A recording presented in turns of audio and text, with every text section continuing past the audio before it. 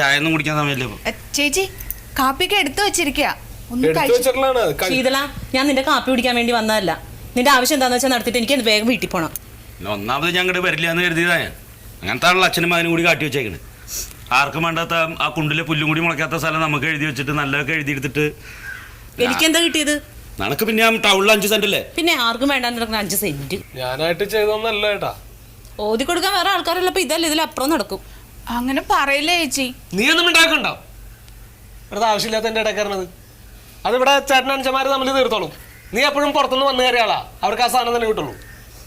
ഏട്ടാ, ഒരു പെങ്ങളല്ലേ ഉള്ളൂ ഞാൻ. ഇവൻ ഇടയ്ക്ക് ഒന്ന് വിളിച്ച് അന്വേഷിച്ചൂടെ ചേച്ചി എന്തെടുക്കാണ്? ഞാനും കുട്ടികളും അവിടെ ഒറ്റയ്ക്കല്ലേ. ഞാൻ വിളിക്കാത്ത പ്രശ്നം? ആ അതെ, ഞാൻ വിളിച്ചിട്ട് ഫോൺ എടുത്തിട്ടുണ്ട് ചേച്ചി എപ്പോഴേലും. നിന്റെ കയ്യിൽ ഇപ്പൊ അതായതുകൊണ്ട്. ആ അപ്പൊ അങ്ങനെ പറ.